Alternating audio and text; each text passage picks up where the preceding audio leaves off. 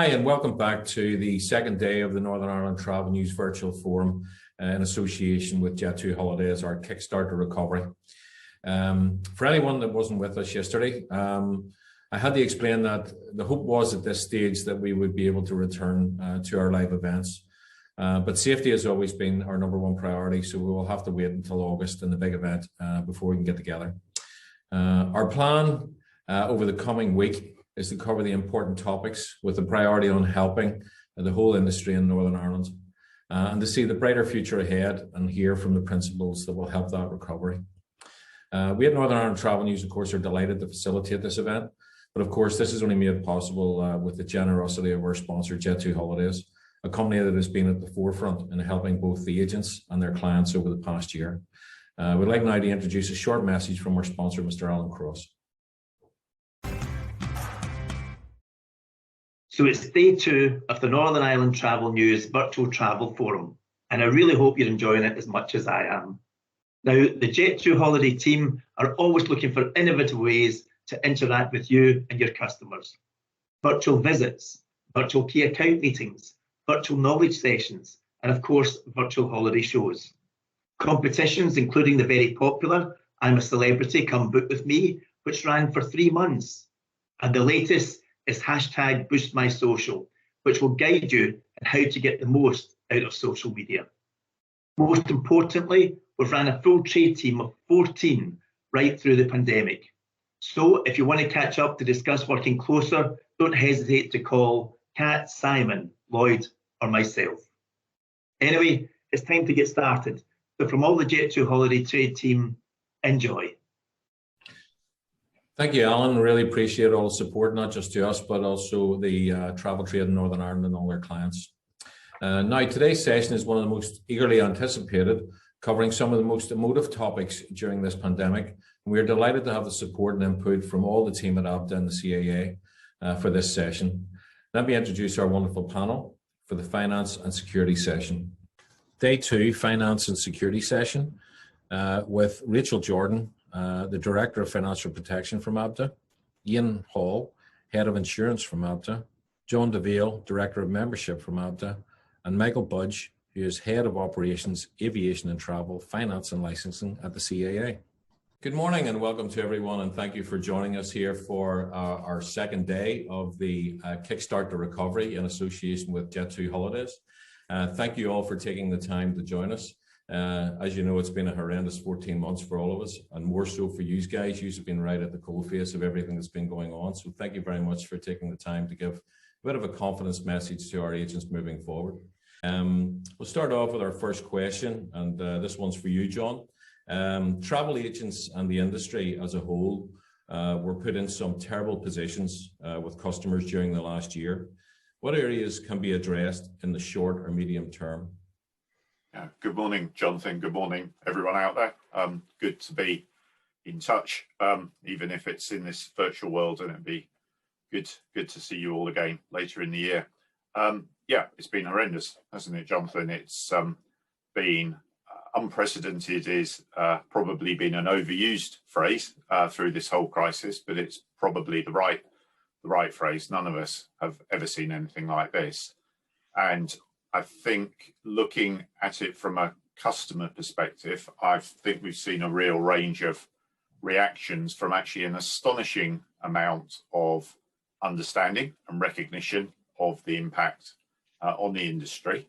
And actually, you know, a lot of real loyalty to the great brands in membership in your region and, you know, across the UK, which has been fantastic. I think there's been a level of understanding, flexibility from consumers that, you know, reflects that understanding of the impact across the whole of society and economy, which has been amazing. And of course, as ever, we have seen less patient and less understanding reactions from consumers, and probably less, definitely less understanding reactions from some journalists as well.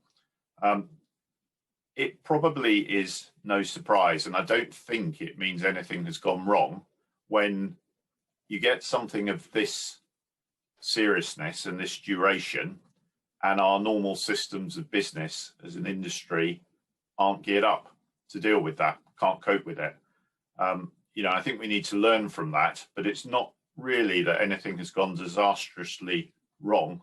It is just quite extraordinary, and quite extraordinary that it's gone on for as long as it has.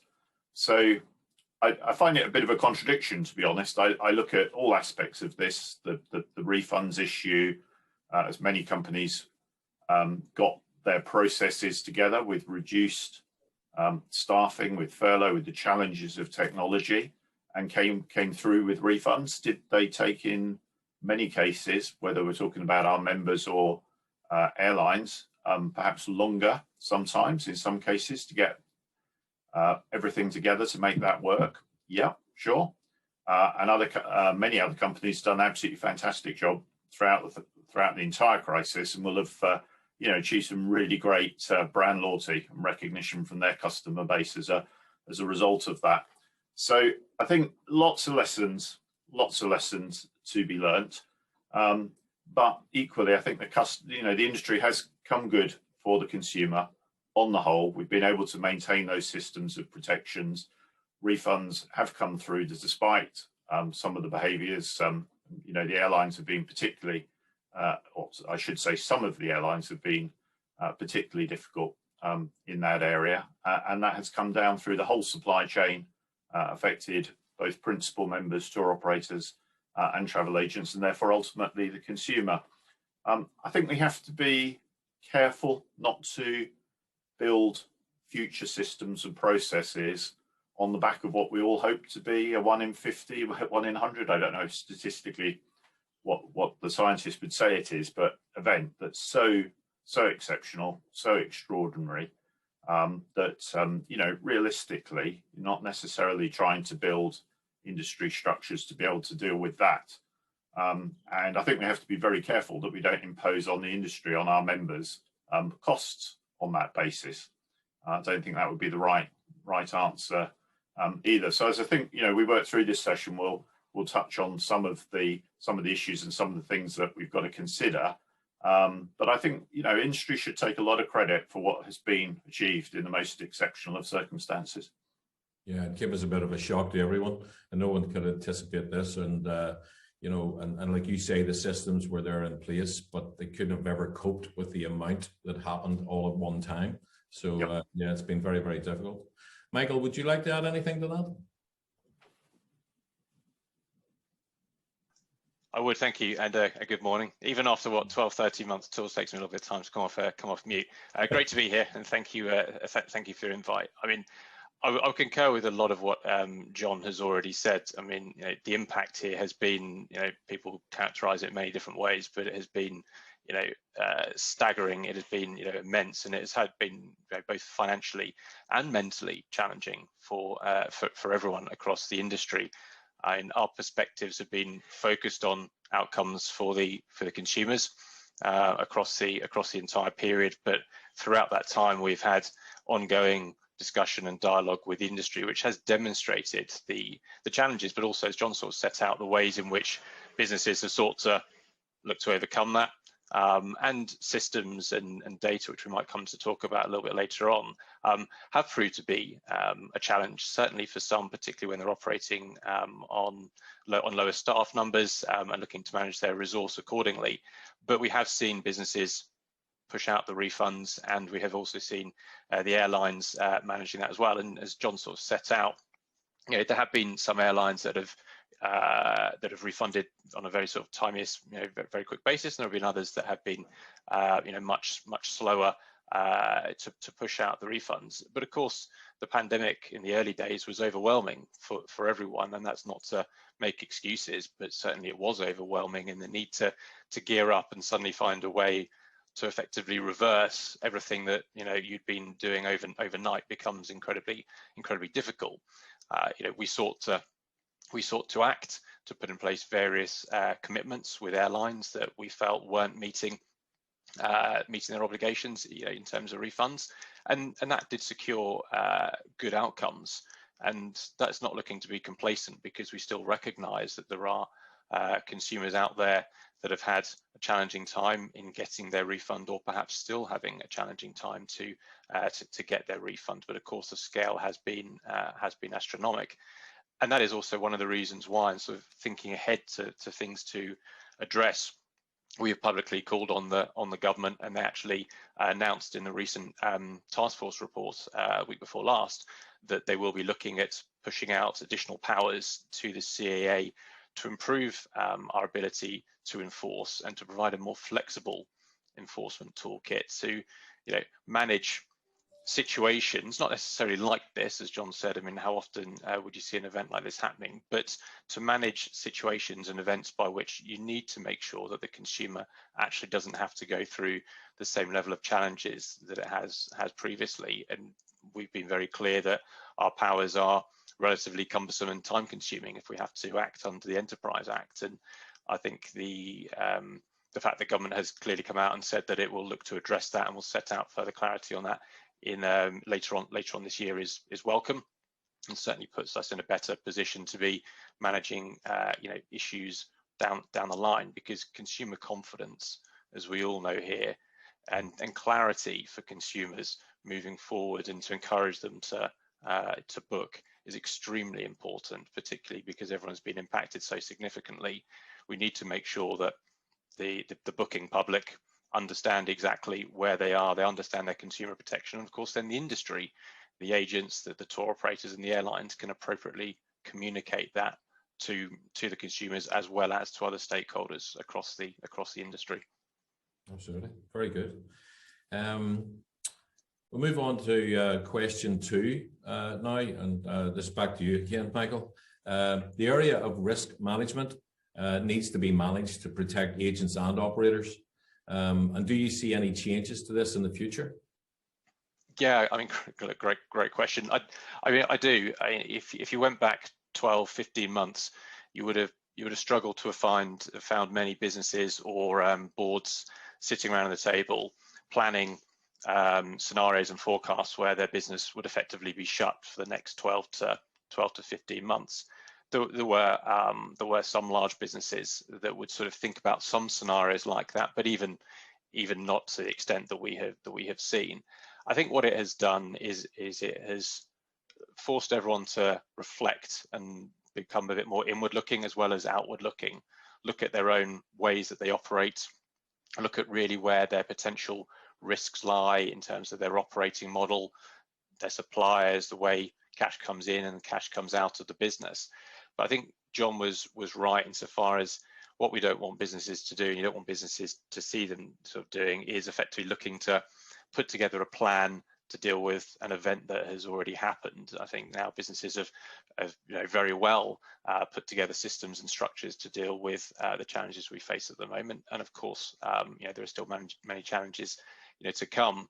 But I think what it will do is it will change the attitude and view to risk, to think more broadly about effectively what other black swan events could come down the line. Do we need to think differently about our systems? Do we need to think differently about our data, the way we communicate with our customers, how we interact with our suppliers, the way we're financed and the way we finance ourselves?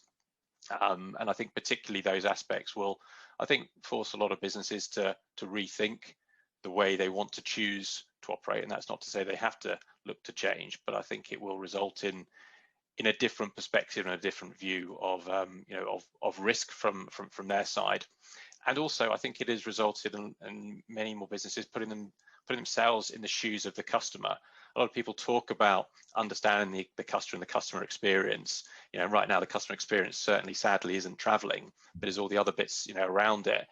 And I think as a result, a lot of people, and particularly agents that I know full well, have been on the front line talking to and interacting with customers, and I'm sure some very difficult conversations on a number of them on a daily basis. But it's forced a lot more other participants in the industry to put themselves in the shoes of the consumer and just think about things from a different perspective, which I think ultimately, and certainly from a regulatory perspective, from our perspective, as we're there to safeguard the consumer, is a good thing. Mm-hmm. there's a much more cooperative approach now moving forward. You know, the formation of the future of travel, and one thing there is definitely helped, and everybody having an input into that, and certainly that'll help in the future.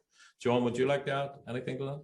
Yeah, no, I agree with much of, if not all of what Michael said there. I think it has opened everyone's eyes to the kind of mutuality of interest of ultimately looking after the consumer, and the recognition of the amazing job that frontline folk, whether it's within travel agents or tour operators dealing with the consumer, actually do.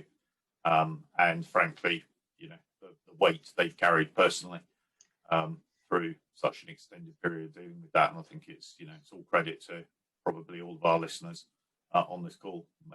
Amazing job done.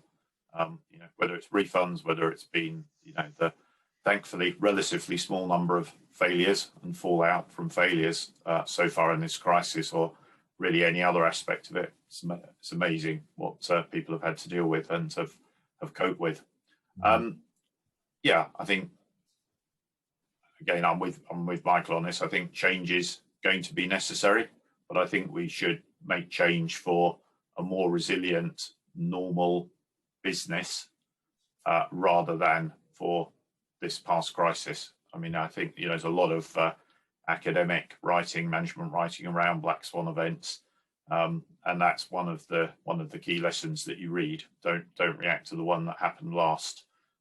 Think about the sort of generic resilient structures that would actually serve the unknown future extraordinary events rather than the particular one that's passed, and particularly when you're talking about what I guess probably is statistically, you know, 1 in 50, 1 in 100 year type event. I think we also have to be careful to make the right changes. So, you know, managing risk between tour operators and travel agents, and recognizing the reality of margins in our industry. It's relatively straightforward for us as quasi-regulators, in our case, a regulator in Michael's case, to put in place a belt and braces process of bonding or any other arrangement that covers absolutely anything that moves for the benefit of consumers, agents and operators. But the cost of that could very well be quite disproportionate and speak to other trends that have been affecting our industry for some time, and their competitiveness. So if we load all of those costs just onto our members, onto ATOL license holders, but actually in reality in our modern world, we know that our members are competing with consumers doing their own thing, and a whole new world of technology platform disruptors who don't have those costs. Actually, all we're going to do is make our members less and less competitive, and that's not going to serve the industry well, and ultimately it's not going to serve the consumer well, because it's actually going to end up reducing cost and reducing the scale of the protected industry. So I think we have to be very careful to learn lessons, but not jump to the wrong conclusions that will actually do the industry a disservice through costs and lack of competitiveness in the medium to longer term. I think that is a real danger here, in my opinion, and could lead to the industry being less attractive to investment going forward, which I think would, you know, also be a real mistake. So I think it's the right responses. And you know, when you talk about extraordinary events, normally one would think about things like catastrophe insurance type measures, rather than necessarily whether we talk, I know we'll move on to this, you know, whether it's bonding, trusts or other arrangements, you know, providing at that level 100% cover on everything all the time. It's going to be extraordinarily expensive for the industry, and I feel that insurance type solutions to mitigate some of these risks probably should be one of the components of what we look at going forward. That said, we know that the insurance industry as a whole has not necessarily served either our sector or UK industry terribly well in its response to this crisis. You know, the behaviour of some insurers, again, danger of making another sweeping statement here, not all have been guilty on this, but the response of some insurers in terms of the way they've responded on business interruption covers, particularly on the high street, has been pretty poor and led to the intervention of the Financial Conduct Authority, and you know, with some success in getting premises that had to close and businesses that had to close the cover which they'd always believed they paid for.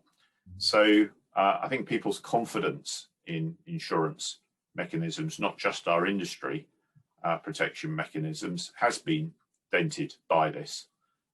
So there's an awful lot to look at, but I think we shouldn't rush to the wrong solutions that could be counterproductive either.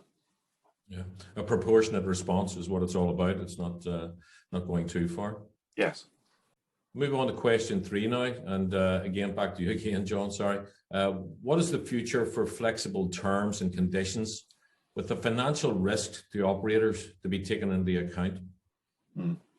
I think this is already rapidly emerging as one of the industry's responses to this. We're seeing all sorts of flexible T's and C's being offered temporarily or on a medium-term basis by a number of travel organisers. That's been part of the competitive landscape, way people have responded to this. Some have been able to do that, others have not. Seems to be being well received by the retail trade and by consumers, which is good, and it's part of that rebuilding of confidence. Of course, it's also, for regulators, another layer of complexity as to what the financial risk looks like with each business. The way in which cash is aggregated in member companies has been becoming more complex for quite some time now. You know, it's the days of everyone paying, you know, reasonably consistent deposits at the time of booking, and then, you know, balance at 8 weeks before departure. That's long gone. You know, we've got a lot of online players with full balance collection at time of booking. We've got sectors of our industry collecting balances at you know, 3 months, even longer in some cases, as well as folk doing a more traditional kind of two months out collection of balances. And now in this crisis, seeing some of those dates being brought closer and closer to departure, hand in hand with that flexibility to give consumers the confidence to book. All great responses, all part of the competitive landscape, but really complex from a financial protection point of view. So kind of standard rate schemes, flat rate APC in the case of ATOL, you know, looks probably less and less logical in that context. And I know CAA are going to be looking at a range of issues, including that going forward. And this applies to us as well with bonding and insurance schemes. You know, how do they take that into account and give those companies that give greater flexibility and reduced payment terms to the consumers also the cost benefit and recognition for that, whilst also making sure that the cost of other models, which give the business much greater cash flow benefit on early collection of value, but aggregate large amounts of money in the system, that they are carrying the fair and full cost of that commercial decision.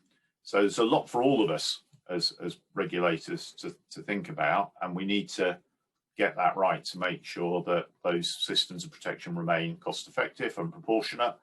As you quite rightly said, Jonathan, that we don't overreact, but equally that people are carrying the correct costs fairly, and we don't have some of the perhaps cross subsidies that we've got in the system at the moment.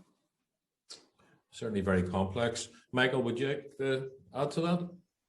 Yeah, I'd add a couple of points there. Thank you. And I mean, I concur with a lot of what you know, what John has said. I mean, from a consumer perspective, it's great to see the level of sort of flexible terms being offered right now. And as has already been said by both of us, that, you know, the confidence needed to encourage, incentivize, you know, consumers.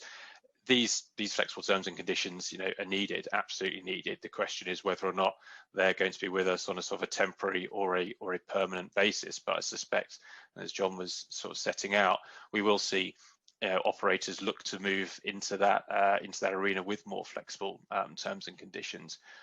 But they will, to that point about challenging from a financial perspective, from a cash flow perspective, have to consider what implications that has to their own funding arrangements and what that does to, I suppose, consumer customer default risk as well, because the more you're relying on the customer to pay you closer to the time of departure, the more the risk is that the customer pulls out, finds a different offer, and the operator is left with and saddled with a certain cost of which it finds hard to recover. And that's nothing new. I mean, we've seen for a number of years, particularly online operators who offer the low deposit schemes, and other operators who offer the low deposit schemes, and thereby effectively possibly funding some of the initial cost. But of course, then you've got to make sure that you are understanding your financial risk position. So back to this sort of point earlier about risk management. You've really got to get into and understand where your cash is coming in, when it's coming in, and then when it's going out, to make sure that your model is fit for the sort of the consumer demographic. But I do think that flexible terms and conditions will be here to stay in some way, shape, or form. The GTT report also set out this COVID-19 charter around customer rights, which again, yes, that's going to be dealing with measures while COVID is still sort of a prevalent pandemic, but you can expect to see operators that will become sort of innovators and early adopters of that type of arrangement moving forward. And then it's going to be who chooses to follow, and who chooses to follow because they want to or because they need to compete. And as John has set out earlier on, the challenges do become in a relatively low margin industry, how you set yourself up to do that, which comes back to one of the points I was making earlier about re-looking at your own financing structures and financing arrangements. But it does add complications, and I would concur with John's point around, from a regulatory perspective, it does add a number of complications, because not only do you have flexible terms and conditions, but flexible payment models. Gone are the days of people just paying in cash. You've got cash and debit cards, cash and credit cards, you've got direct debits, and you can see other financing schemes starting to come in as well. And then that makes a claims process, if something has gone wrong as well. I mean, we don't want to be talking about the situation where things do go wrong, but from a consumer protection perspective, that makes things more difficult as well. So businesses need to make sure they have the systems set up appropriately to be able to monitor their risk around these different models, and be able to tweak accordingly as they start to see trends emerging, and be able to sort of respond and react to it real time, rather than perhaps when the horse is already sadly bolted. Lots of complexity and lots of flexibility by the sound of it. There you go. The areas that has been muted about, of course, is trust accounts. I'm going to ask you, Rachel, is this possible? Thanks for inviting me along today. Good morning, everyone. Yeah. I will start off with a hopefully positive, yes, they are possible. The package travel regulations do allow for trust accounts as a form of financial protection, just like bonds and insurance. But whichever method is chosen, the organiser must provide sufficient security to refund all payments made by or on behalf of travellers for any travel service that hasn't been performed as a consequence of the company going out of business. And they also must provide the ability to repatriate the traveller and pay for the traveller's accommodation prior to being repatriated. So to set out our position, we're not against trusts. What we are against is the current type of trust, where not all of the customer's money is in the trust account. And we're beginning to see trust accounts that give the option of holding all customer money, and we are open to looking at those. But there aren't easy answers for about 99% of ABTA members as to how you pass all customer money into a travel account and are able to deal with suppliers in advance as well. So one of the reasons we haven't been able so far to get comfortable with and approve any trust account scheme is that there have been far too many cases in the past of customer funds not actually reaching trust accounts. And there's a couple of quick questions here. So what happens in that scenario, and where is the bond or insurance to cover that risk? The package travel regulations require all monies to be held in trust until the contract's been fully performed, but very few trust accounts fulfill this requirement at the moment, because most allow for the earlier payment of suppliers from that trust account, and some allow for the withdrawal of funds as well in relation to margin and commission. And in this crisis, that has been a major issue. So if we think about the challenges around refunds this year, companies using a trust account that allowed for prepayments to the airline or other suppliers meant that the money had been paid out and was stuck. And if the travel company had failed, the customer money was not fully in the trust account to repay them. So that just protection wasn't fully there. Some customers have suffered a really uncomfortable wait to get a refund for their cancelled holiday, and whether that's from the airline or travel organizer or a travel intermediary. And the reason behind many of those delays has been placed at the doors of suppliers and particular airlines, where refunds have been delayed and in some cases denied, which of course is a nightmare situation for that end customer. So the package travel regulations do recognise there may be a lesser sum in a trust, but then they would require that the organiser has in place insurance under one or more appropriate policies to cover any shortfall of the funds that are held in that trust. And I know there's the existence of SAFI insurance, and that may be one of those insurance policies that are providing what the package travel regulations would require, but that's not sufficient in isolation. And the package travel regulations also require an insurance policy to be in place to cover repatriation and pre-repatriation, there we go, it's very hard to say that, accommodation costs that I was touching on before, and those policies need to be without prohibited conditions. And so some other key questions there are, do the existing trust accounts on offer provide that protection? And have all trust account providers been able to renew their SAFI policies and other insurance policies at adequate levels or at all? And we know there have been challenges in the marketplace during the crisis in the bonding and insurance markets. So there are some real difficulties that members have been experiencing with renewing their bonds or other insolvency insurance policies, not least because underwriters have been seeking additional security and increasing rates. And some companies, unfortunately, have been forced down the trust route by merchant acquirers, and challenges that are going on in that sector as well. So providing the additional challenge security at the moment is a challenge, and it's a drain on liquidity of members, but certainly not more so than tying up 100% of customer prepayments in a trust account. Plus there's fees and premiums that are associated with managing that trust as well. So there's quite a few elements to consider there in terms of feasibility and costs. If we were to be approached with a trust account arrangement that complies with all of the PTR requirements and is set up in a way that we can be confident all of the customer money is fully protected, we'd certainly be open to considering that. And that is what we intend to do and to consult on in the next phase of the crisis and the recovery. Certainly as we're getting that feedback from members, increasing queries around, is there a trust account that we can use? We do want to stay in membership. We're having issues in this market, and what are our possibilities there?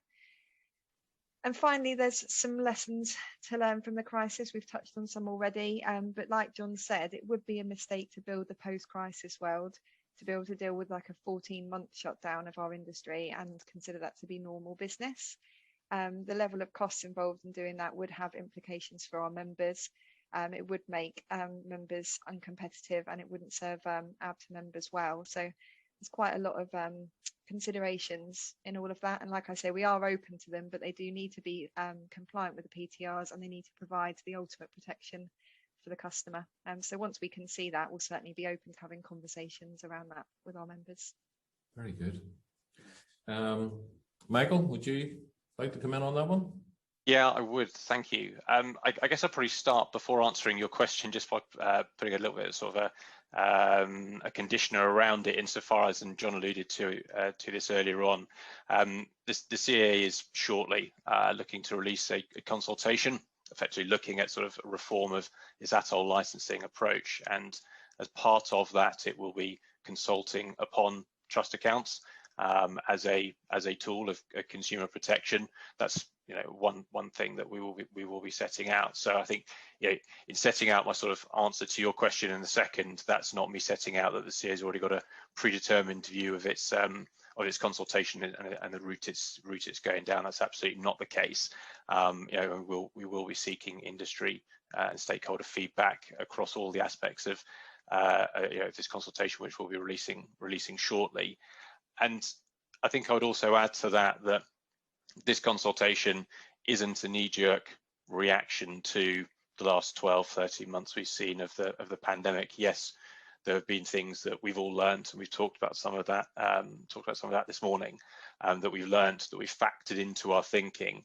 But this consultation underpins aspects that we've been considering it within the system for a longer period and reflect lessons learned from the Thomas Cook crisis and collapse, and before that as well. So if it wasn't for the pandemic of the last sort of 12, 13 months, actually this consultation probably would have been far more advanced. But obviously resources have been directed elsewhere in managing the challenges that we've all faced over the period. But as I say, it's not a reaction to the current situation.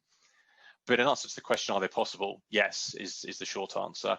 And coming at it from a slightly different sort of perspective than Rachel is, we already have and operate, well, we don't operate them, but there are ATOL holders that are operating trust accounts that the CA is content with, both by way of the accredited body scheme, that have been operating trust accounts for a number of years, and also individual license holders operating trust accounts. But actually stepping back from that, I mean, there are trust accounts and there are trust accounts. I think that's partly what Rachel was alluding to. And actually the sort of the construct and the operation is the sort of the important bit, and there's the detail behind it. And certainly from a consumer perspective, consumers might interpret trust account one way or other. They might sort of think back to solicitors and holding funds when they're moving house, etc. So all of the way that they're set up is extremely important. But actually, the bigger principle here is segregation, and the segregation of customers' money. And a trust account is one way in which of doing that. But ultimately, it comes back to sort of a kind of a principle, almost a sort of a behavioural principle of segregating the money that the hard-earned consumer has parted to pay for their holiday in X number of months, hopefully, time. And of course, a trust account is one way of segregating that. But in the sort of the current operating model of sort of commingling, the funds, they effectively get they get lost, or it's harder for a business to have the visibility over that, and that's certainly an aspect that that we see. And so I think that the segregation is the kind of the critical thing. Yes, the terms and conditions and how the trust account operates, of course, are really important, and the factors that Rachel talked about. But ultimately, segregating monies leads to businesses thinking about their financing in a different way, and setting up financing that is appropriate to manage both the operating costs of the business and the need to provide the service for the consumer. And it's looking at those things through two different lenses. And trust accounts is one way in which they can that can be achieved. Do recognise that there are challenges, and Rachel's alluded to some of those challenges insofar as different business models are perhaps more or less suited to trust accounts as they're currently operated at the moment, based upon particular payment terms they may have with suppliers and the time at which they pay their suppliers. They may pay their suppliers once the customer has returned home, therefore making a fully segregated trust account whereby you're holding all the funds until the customer has returned home, easier to manage from a working capital perspective. But I think I also kind of recognise that, as we've seen with this crisis, that the industry is going to be looking across the entire supply chain and looking at all the different sort of stakeholders that are within that, and how certain aspects across that might also change, and okay, that may also take time, but could also deliver certain aspects around a trust account model. But data and technology, I think, will play a big part as well, because you know, we've seen huge leaps and bounds in the way data is held and stored. You know, certainly adopters of blockchain right now, you can certainly see how that sort of technology could look to better drive you know, the operation of a trust account. So far as you check into a hotel, they log onto the ledger, and immediately then funds start flowing because you sort of checked in or you've checked out. Again, that takes time. That also takes investment. These aren't things that can happen overnight, and we do recognise that does also come with a cost. But as I say, I think the critical thing here is around that sort of the segregation, that separation of those, you know, of the customer's money, and then the behavioural aspect about that money being used for that one purpose, and then needing your funding arrangements to fund, you know, the other aspects of, you know, of your operation. So I guess the sort of kind of challenge, slightly Rachel's sort of point about a sort of a drain on liquidity, it depends upon your perspective, what the liquidity is there for in the, you know, in the first place. All the sort of the aspects that we're going to be setting out in our consultation, you know, aren't immediately needing transition overnight. And of course, actually, this is a request for industry to come back, and then we'll be setting out further aspects on that during hopefully during the later course of of this year, because this very much is something that we want feedback from across the industry on, to make sure we've gathered all the different perspectives. Because as I say, we're fully aware that there are multiple different business models out there, of which, as they reflect upon different strategies, will impact them in different ways. And so therefore we need to take account of that within the thinking. But also goes back to the comments and the questions earlier around flexible terms and conditions and methods of and timing of payments, and thinking about how all of those things interact in a sort of a revised world of the consumer protection framework. Very good. John, do you have anything to add to that, or? Just a couple of things I'd add, and again, broadly very supportive of everything Michael said. I think ABTA's position on that consultation is likely to be one of arguing for a very sort of pro-choice position. Package travel regulations allow for bonding insurance, and indeed trust arrangements to be used, and we think members should be given choice to adopt a method of protection that provides any regulator with the required comfort to be compliant with the law, and to be kind of fair and equitable across different types of business model, different types of participant, whether it's the Department for Business, the BAYS package travel arrangements that we operate, or DFT, CA, ATOL system. We think that's the right approach to give businesses that flexibility and that choice, as long as it gives that kind of fair and equitable protection to the system itself and to the consumer. So I think our position is likely to be built around that kind of design principle of flexibility. And as Rachel said, trust should be one of those options. We have something I very strongly agree with. Michael said is actually this principle of segregation.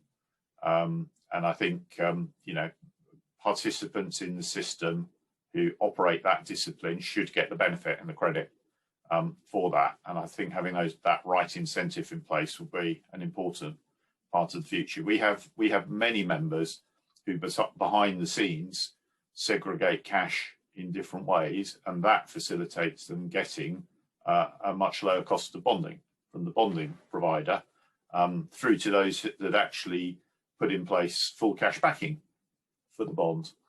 And one of the biggest benefits when I speak to those that use that is they don't have all of the management, trustee, trust costs, audit costs of managing a trust. They just simply deposit, I say simply, I'm not saying it's an easy thing, but a much simpler thing, that if you've got to tie that money up, why not just put it on deposit and earn a treasury return on it, but actually not have all those management costs associated with the trust. You simply collateralize the bond, get a very, very low cost of bonding, and you provide the regulator with that bond.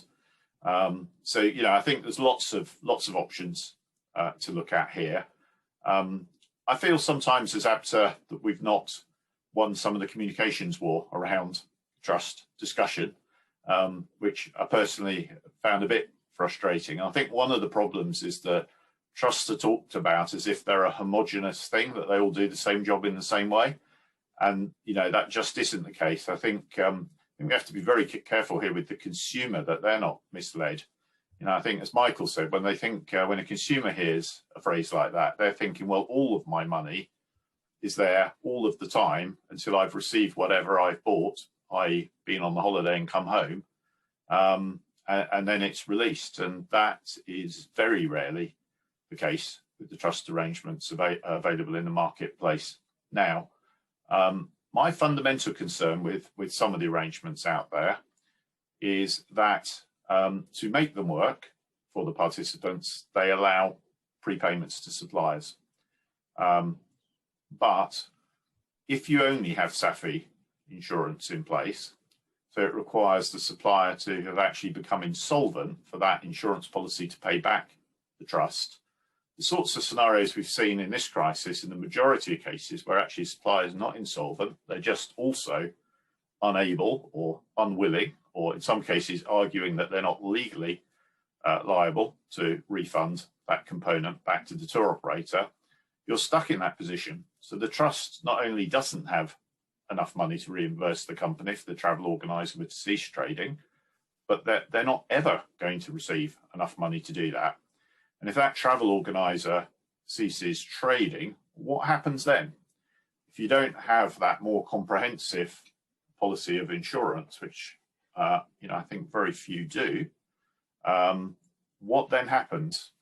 So bonding and insurance arrangements are not perfect, but ultimately, whether it's through our reserve fund insurance or the Air Travel Trust in the case of ATOL, we've always got the safety net there that we can make good on those scenarios, and the customer gets 100 pence in the pound back. And even through this crisis, you know, not without its difficulty, and you know, in relation to the Air Travel Trust and the ATOL system, obviously, you know, painful period, as Michael said, going back through Monarch and Thomas Cook, and you know, but the system has delivered to the consumer, and the industry has carried all of those costs. So I think we also be really careful here that we don't kind of break or try and fix something that isn't broken. It's been challenged, but it's delivered a really good result for the consumer, and I think we can all be proud of that. And that actually would be my kind of closing remark on this, Jonathan. If you look at the I think something like 2,500 companies that participate between ourselves and the CAA, with us covering, you know, the majority of the large cruise companies, through obviously all the non-licensable packages to the, you know, much greater body of air package holidays that the ATOL system protects. You know, we have delivered the results where there have been failures to the consumer. I think between us, big overlap in the middle, but probably something low 30s of companies that have failed from 2,500 participants. That's actually, I mean, it's been terrible and terrible dealing with it. You know, many of us last 4 years of our life really through Monarch, Thomas Cook, and the you know, best part of 30 failures in the last year. That's what we've been doing. But really, that's not an enormous number given what this industry has been through. And those customers have got repaid on their packages. And, you know, there's a lot to be proud of there. And a lot of the work behind that's been fronted by those listening to this call that have done an absolutely fantastic job guiding folk through those claims processes, particularly challenges of the last year where all of us have had our offices closed and we've been trying to do everything online, which works kind of most of the time, but not 100% perfectly. And, you know, we've worked through that together and looked after customers. I think a lot to be proud of there by our industry as well. Absolutely. The passion for the industry is definitely there. You wouldn't be able to go through what you've done in this last year, all those travel agents, unless they had a passion for it and a love for it. One area that has been mentioned quite a bit this morning has been about insurance. And we're fortunate to have Ian Hall as Head of Insurance for ABTA here today. And thanks for your patience. That final question to you, Ian. What travel insurance cover is in the market right now? Well, good morning, everybody, and thank you for having me on. Well, there is there's still quite a few out there at the moment. If I just go back to where we were probably sort of this time last year, or when the pandemic first hit, there was, you know, quite a lot of confusion about what cover was out there, and we did see many insurers pulling out of the market really quickly. You know, like your Avivas, your LVs, stopped going on sale literally overnight, where people were still looking for insurance potentially for holidays that may have been planned later in the year. What we have seen is, you know, the larger insurers, what we would call the composite insurers, like your AXAs, Aviva have come back in, Mapfre, who are quite large in the travel insurance world, have sort of reacted fairly swiftly to the type of cover people are looking for. So therefore, you know, the cover there is pretty much as it would have been before, but also what they've added in is cover for coronavirus should you get this before you travel. So that could be through a positive test, or, you know, you just catch it through a normal route effectively. And also they brought in the fact that if you're taken ill abroad with the virus, then you would be covered for that. But there's a huge caveat around all of these insurers, is that, you know, you shouldn't be traveling against FCDO advice. So therefore, if a country is locked down, or, you know, you can't travel there, then that cover is just simply invalid, because you shouldn't be traveling to that destination. Now, also they're bringing out the traffic light system, so the red, amber, green, and there's some certain conditions around what you need to do to travel for each of those elements. Red is pretty much off the list completely for most people, but for the green and amber versions, you know, if you have to take that test before you travel, or you have to self-isolate when you return or when you get to the resort, you have to follow those conditions, because otherwise, another thing there, if you go outside of what you're required to do, when it's a governmental guideline, then it becomes invalid. You know, but that said, you know, the cover is there for everything else. So, you know, travel insurance is a fairly low cost insurance when you consider what it can do. You know, it's going to cover you for cancellation due to unforeseen circumstances, such as, you know, jury service, loss of job, you know, where an agent wouldn't pick that up. But when there's a pandemic and the package travel regulations kick in, that does fall back on the agent or whoever's going to cover that. So therefore, it's there for all unforeseen circumstances. You know, I mean, one of the, you know, so it's going to be cancellation, it's going to be your baggage. So if you're, you know, you lose, you know, £1,000 worth of items before you get to the airport, or your case goes awry, you know, and then again in resort, the key thing that it will cover you for is medical expenses. That's where the biggest cost of any travel insurance book of claims will be, around medical expenses, certainly when you're in the US. So in terms of what cover is in the market, there is good comprehensive cover out there. Many of the composite insurers have stepped up and given you cover for related coronavirus or COVID-19 situations. We're also seeing that the aggregators seem to be moving, so like your money supermarkets, Go Compare the Market, etc., are moving to a much more quality-based insurer panel. So a lot of the cheaper products are probably going to disappear. Those that, you know, have very limited cover will probably find they start to disappear. And, you know, certainly in this early stages of recovery, you know, I think we've discussed this within ABTA, that we feel people will be looking for a better quality insurance to make sure that everything's covered. Now, as with any insurance and anything, it's buyer beware, because people have to read policy wording, and nobody does, because they're not the most exciting things.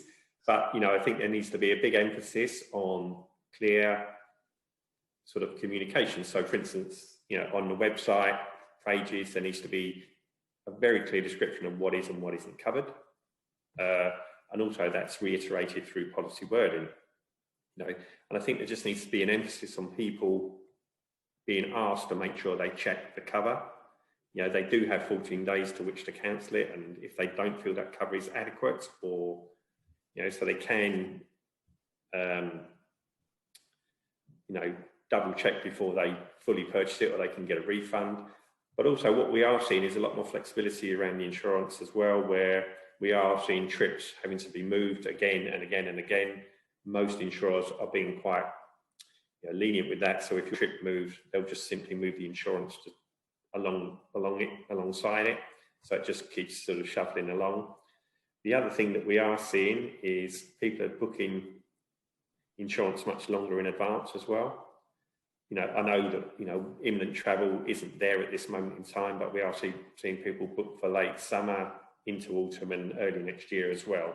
So people are sort of looking at that insurance as a, yes, I must take it, whereas in the past they may have 50-50 on shall I bother, shall I not. I think there's more people wishing to take it and seeing the necessity, which in a way is only a good thing, because the last thing we want is Foreign Office intervention to bring people home when they haven't had cover and resort, and there's a nasty accident or something. But I think key as well is that, insurance is there, or travel insurance is there as a support mechanism to package travel regulations, any other support that's in there from a financial perspective, and it's there for non-recoverable cost. So if you have booked a holiday and you know that, and it can't go ahead due to various reasons, but that trip can be moved on, or you can get a refund through various means, then the insurer will expect you to do that first. If you cannot retrieve that, and there's proof of that, then the insurance would kick in and it would give you that money back that way. So I think really that's about it. I mean, there are, I'd say there's lots of insurance in the market. I mean, there are a few specialists out there that will cover you against FCDO advice. So if you do travel to a country where you're not meant to, there are some specialists that will do that. And that, and also they've been in place for some time, and they maybe cover people like aid workers or oil workers in difficult countries to work in, that sort of thing. So those type of insurances have always been there, but I think there's a few that have come to the fore recently whereby, if the FCDO says you shouldn't be traveling there because there is an epidemic or there's a breakout and you decide you want to go anyway, then there are certain covers out there that will potentially cater for that. But again, it's all down to the fine detail of the policy wording. People will have to read that. And also that's going to be quite an expensive cover to take, because they're taking a fairly hefty risk on you. And it is specialists that will do that. And you'll find that most of those lead back into the Lloyd's market, whereas your sort of mainstream travel insurance is more of a composite market. And there's about 4 or 5 main insurers out there that are sort of probably cover most of the brokers, either direct and also ABTA as type of cover that's in the market. That's wonderful. Thank you. Like I say, I'm a bit like everybody else. I don't read instructions to put something together, and I don't read travel insurance fine details. So I'm going to have to start doing that in the future. Well, I think hopefully this latest situation may just make people a little bit more thoughtful about doing that. So most definitely, they'll have to check the fine detail. Thanks you. Thanks for that. I think it's been a very informative morning. Is there anything, John, you would like to wrap up with just before we close? Yeah, just very briefly, Jonathan, if I may. I think, if I were to summarise what Ian has said in a completely different way, you get what you pay for with travel insurance. And I think if there is one good thing to come out of this, probably is a greater awareness, both in relation to travel insurance, that it's worth spending a bit more money buying a quality policy. And for those of our members that do intermediate insurance that have gone through, that the regulatory loops associated with that, probably no better time than to get better conversion on those sales, because I think there is that general increased awareness of the value of it. And, for others, clearly, folk can't give advice, but just cautioning consumers to be careful what they're looking at. There's a reason some of those policies are as cheap as they are, and generally, however transparent it may or may not be, many have pandemic exclusions. They always have, going right back to to days of SARS, and they don't, and never have, and never will cover those risks. And just thinking, closing from my perspective, you've got a parallel thing going on in relation to our own industry. Consumers understanding the perhaps different responses, different levels of flexibility and care that they've received from different airlines, different platform intermediaries, you know, on social media, on the various sites in our industry. It's been a source of enormous frustration, particularly to frontline retailers. Number of folk coming in and or phoning up and asking them for help with bookings that have not been made through professional intermediaries. Well, that has been deeply frustrating and painful, but it also, I think, points to an opportunity in the future to capitalise on the absolute fantastic added value that everyone listening to this call does offer to consumers. And I think we should all bear that in mind. Been a fantastic job done by all of your readers and your listeners to us today. So thank you to all of them. Thank you, Jonathan. Well, most definitely, the response or the feeling out there is that travel agents have never been more needed in their life, and it is a brighter picture going forward. Never make up for the last 14 months, but certainly moving forward, the travel agent is the most important person to have on your side these days. Can I just say a big thank you for all your expertise and your knowledge and your time that you brought to us here today. Really appreciate it, and I know that all the Northern Ireland travel trade will be delighted to have had you here this morning. So thank you, Rachel, thank you, John, thank you, Ian, and thank you, Michael. And hopefully we'll see you all in Belfast very, very soon live. But thanks for this morning. Thank you.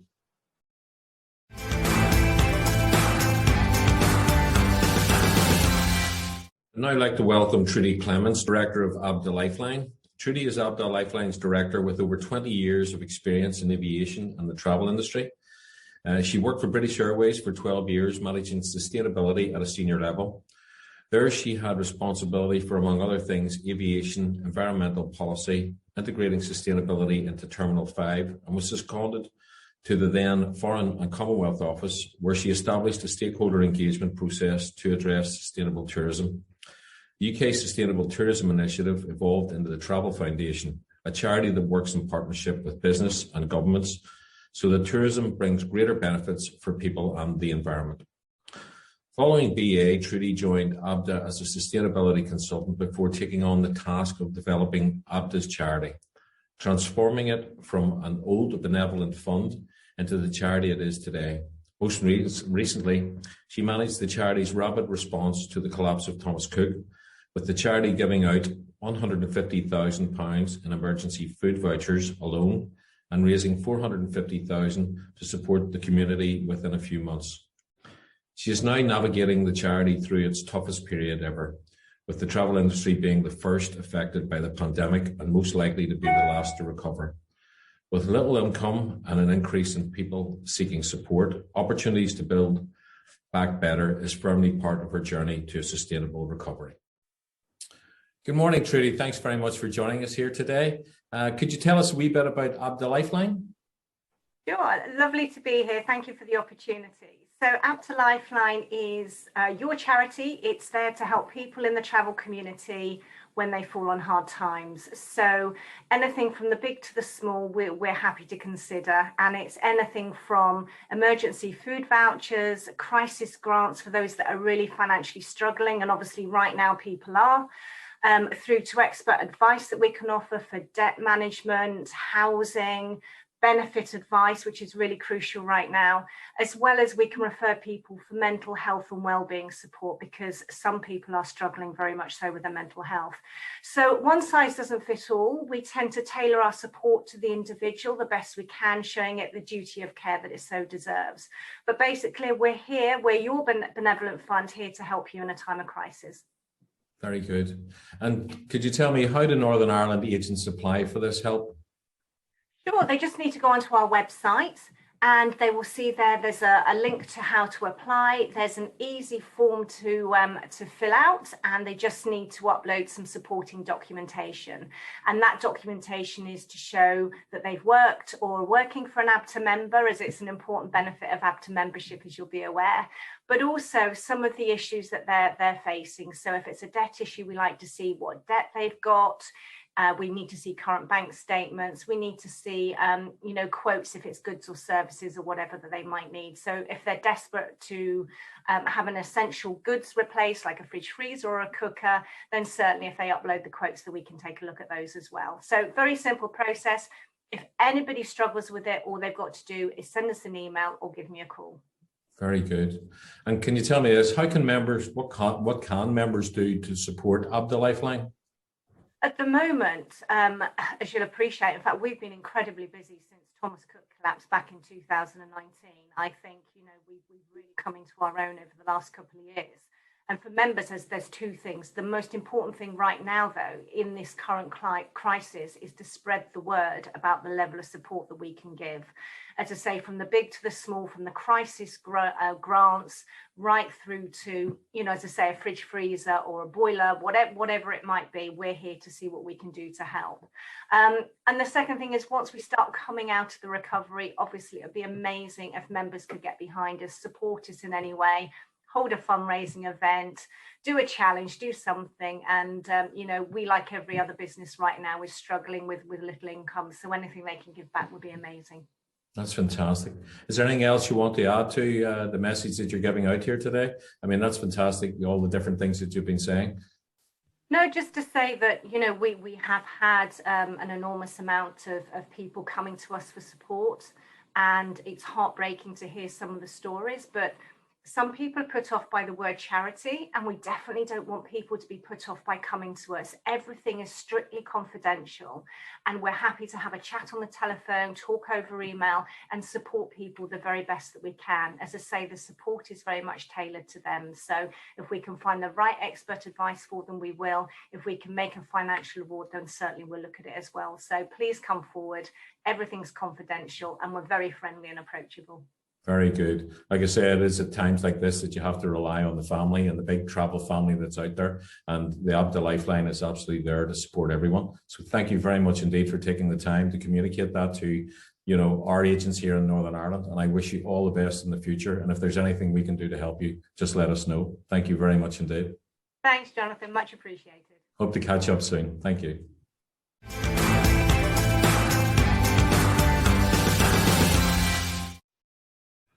And now our next view from the travel agent is brought to you by Miles Morgan. From running a market stall from age 15 to 18, sales has always been in Miles's blood. From these beginnings, he started a career in the travel industry, rising from office junior and to sales and marketing director for the UK's largest holiday company. He then turned his back on the corporate life to start his own business with the launch of Miles Morgan Travel in 2006. He has, through his career, been involved in almost every aspect of travel, starting with business travel into retail, IT at Going Places, early .com days at TUI, and sales and marketing throughout most of this time. This is a rare mix of experience few people get to see in their time in the industry. Miles also joined the board of Hayes Travel to help them move from a local regional agency to national giant. During his time with his own business, he has flourished, expanding sales by over 300% and becoming the South West and Wales' leading independent high street travel agent with 18 shops and a turnover of 60 million plus. Good morning, Miles. It's absolutely great to have you here with us today. Really appreciate you taking the time to give your view to our industry here in Northern Ireland. First of all, it's been an incredible 14 months. We were just looking from you, your insight and maybe a message from your experiences over that time.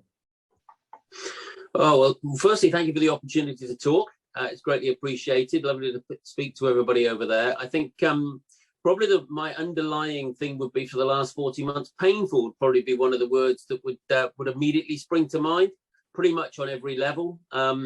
Financially, for everybody, it's been incredibly painful, whether you're a business owner like me or an employee on a furlough. It's been incredibly painful financially. It's also been painful from a mental health perspective and a work perspective, because everybody's worked incredibly hard, refunds, amendments, changes, and the tunnel's been very, very long and at times incredibly dark, I think, over the last 14 months. I don't think many people would disagree with that. I think character building is probably another one I would say. And I think, you know, the term sorting the men from the boys is often used. And I think it has been one of those where, you know, you really have had to find yourself during this. And I think the weak have fallen. We've seen that, which is very, very sad. But equally, the strongest survive. And I think, you know, everybody that's watching this as a home worker still in business, or a you know, business owner like myself still watching this, still alive and kicking, should take huge pride in the fact that they are still around. We're still going, and hopefully we'll be here to see the green pastures ahead that undoubtedly will be there for us. Yeah, I tend to agree with you. You know, we've all had to, you know, delve into resources, not just financially, but even in our own selves, and find an inner strength. And that'll hold us in great stead moving forward. I think, you know, I've changed my opinions about a lot of things, both in business and personally and everything else. And, you know, I think there is a positive road ahead, and we can take, you know, what we've learned from that. If we can come out of this the other end, I think that's the biggest achievement that we can ever have. So, yeah, I really, really agree with you. What are the areas that you feel, you know, our Northern Ireland agents could most benefit from in this Kickstart to recovery? You know, people have said that, you know, the travel agent is probably more important now than ever from a public perspective. Do you agree with that? Yeah, I think one of the things, I mean, you always look for positives and opportunities. And I think whenever we have anything happen in the world, particularly something as huge as this, my mindset switches to looking for opportunities, because when things change, there are always opportunities for the bold and the brave and the people who want to grab them. And I think what we've seen over the last 14 months is that online has been exposed for what it actually is, which is a channel that's perfectly great for booking with. But when things go slightly pear-shaped or wrong, it isn't as user-friendly and as easy to deal with as walking down the road to a high street agent, or having a home worker that pops around your house, or you meet for a coffee or whatever. And I think, you know, if we're looking for opportunities coming out the back of this, despite the fact that, for me, I think the high street, as we've all seen, is under huge, huge pressure. I personally feel, and I'm primarily a retail high street business, I've never felt more confident in our future, because I think people have learned that actually, you know, if you want a cheap flight to somewhere, Malaga, wherever, it's fine. But as soon as you want anything else, even a package holiday, you need somebody to look after you. And I think what we'll find as the other end of this pandemic is a whole host of people that will come back to high street agent or home worker and want to re-engage with us again, simply because the other side has been exposed for what it is, which hasn't been a great experience for many. And we've seen that getting refunds has been incredibly hard. And I've no doubt that people watching this have worked damn hard over the last 14 months to secure refunds for customers. And, you know, if you like the way I see it, it's kind of shortly we'll be enjoying payback time for all of that hard graft and effort everybody put in, where we see people coming back to us, we see people recommending us and going, yeah, absolutely. You know, is it the cheapest to book with them? No, it's not. But actually, it's only a small amount more, if anything at all. And my God, it is worth it. And this pandemic has exposed what the proper value is of booking with a high street agent or a home worker. It's immense. It really is. Absolutely. I mean, I know from my own personal experience, because I do book through travel agents. I don't book online myself. And the fact is that they were there at the end of the phone. The support was there. The reassurance was there. And I keep on saying the communication builds the trust, you know, for that moving forward. And I think you touched on a really important point there. I think, you know, what I've talked about is where the opportunity is. And so the challenge for us all really is we need to make sure that we reach customers to tell them how great we are. Mm-hmm. And so, you know, whatever business you are, you know, who is your customer? Where are they looking? You know, because we've still got customers that read newspapers, amazingly, and listen to the radio, watch TV. So we still do some of that marketing. Equally, have they moved on to Facebook? Are they on Instagram? You know, have they actually moved to TikTok? You know, but what I would say to everybody is you need to make sure you still go out there and tell the story and tell as many people as possible you're targeting just how great you are. I think if we sit back and wait for something to happen, we will see the bounce without a doubt. But if we really want to press the accelerator button, we need to get out there to our audience, tell them how fantastic we are through the channel, the most appropriate channel to find them, whichever that one is in the modern day. Yeah, it's that whole thing. We're open for business, and you know, they have been open, and everyone has been open. And I'm sure, as you say, you've had to facilitate your customers with refunds and rebooks and everything else, and people know that that's been going on. But the fact is, you have to say, right, we're now open. This is it. We're good to go. And there is a long way to go in regard to you know, clarity, in regard to the traffic light system and the PCR testing and everything else. But I mean, the moves are afoot to make that happen as quickly as it possibly can. What's your feelings about the task force report and what has come out of that, if you don't mind? I might be slightly controversial in what I say. I think they've come in for an awful lot of flack. I probably don't follow that personally. I believe that the decisions they made are right. I think in terms of the PCR testing, which is probably the most controversial thing, I understand why they brought it in.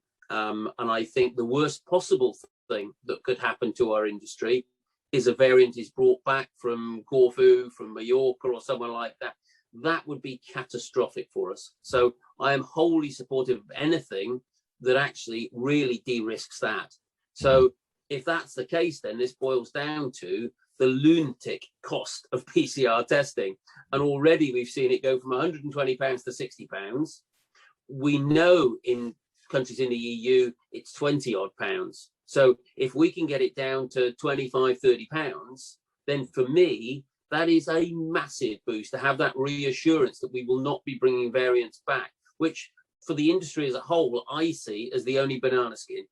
And if we build back slowly, which is the way things are looking, but we build back in a sustainable fashion where we don't get hit with a variant and a banana skin, then we've every reason to be really positive. And I think the countries, we're yet to find out the countries that are going to go green. We've all got a feeling on what they're going to be, obviously. But for me, again, with those, I'm quite happy if that list isn't huge from day one on the 17th of May. I want it to be sustainable, and I want it to be something we can build on over the summer and have a sustainable start that doesn't have banana skins, because last year's death by 1,000 cuts was not something I don't think anybody wants to revisit. It was not an enjoyable summer. It was a very stressful summer. Yeah, the hokey cookie, as they call it, you know, in out type thing, you know, just didn't work for anyone. Whether that be the travel agent or whether that be the customer themselves. And as you say, that sustainable growth is probably the best way to go, slowly but surely. 100% agree with the PCR cost. I mean, it's incredible what they're charging at the present time when you can see what it can be. You know, it's the first steps to recovery, you know, and this is what this event is all about, the Kickstart to recovery, and having that positivity and looking at it. And I know you are the same as me. You're always looking at the glass half full rather than the glass half empty. And that's definitely the way we should be looking forward. So yeah, I think your comments are very valid. Last question, really, very simple one. Where will be the first place you're going on holiday? Well, I'm pleased to say I'm booked already. So so there you go. And actually, it's really interesting. So I'm booked for early June to go to Rhodes. And so I'm kind of looking at that going, because from a personal opinion, I think we can see, you know, some Caribbean destinations will hopefully go green on the 17th. I think all things point towards Portugal potentially going green, but it has links to Brazil, which might actually set it back. We've yet to see that one. Malta's in great shape. We then move on to Greece, where, you know, infection rates are starting to drop in Greece. They've announced that they're going to vaccinate every worker in tourism before the start of the summer season. So that would almost tick the government box on that. So my departure for early June is in the balance, but I'm as ever with my life, I'm looking optimistically forward that it's gonna happen, because if it does, it will be wonderful. But I think, you know, as I mentioned, I can see certainly by summer, by July and August, my personal opinion is everywhere in terms of short haul will be open. You know, the Spains, the Croatias, all of those main big destinations will be open. The States, which was looking in such a bad state, has flipped itself around completely. So we should be optimistic about America as well. And I think, if we wind back, your original question about the 14 months, it's been a tortuous route. As I mentioned, a long, dark tunnel, very, very dark at times. What we now have, which we've never had, is a proper roadmap. Maybe not as quick as we would like, but actually it's a roadmap back for our industry. And all we need to do is just make sure nothing trips us up along the way. And then I think we should be really optimistic. We will see a bounce. There's no doubt about it, because all of these people that haven't traveled for the last few years, they've either got a bit more money to spend on their holiday. Maybe they might do 2 instead of 1 because they've missed out. So the look overall for us is really, really positive. And I think everybody watching this should be optimistic in terms of our future. Careful looking after the cash over the next few months, because obviously not that many people will be traveling. So cash coming in will still be tight. But on the longer term game, I think we've every reason to be really excited about the future. Very good. And of course, you booked your holiday with a travel agent and a really good operator who has flexible terms that if anything happens, you can move it to another destination. Can't book it anywhere else. Good on yourself. Listen, it's been an absolute pleasure talking to you. I can't wait until we can get you over live to Belfast to one of our events that we have over here and chat a bit more. But thank you very much indeed for your time. Yeah, great. Good to talk to you. Thank you.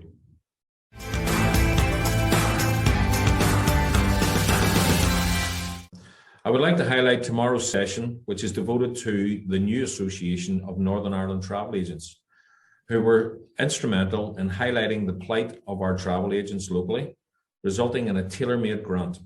And tomorrow we talk about the next steps.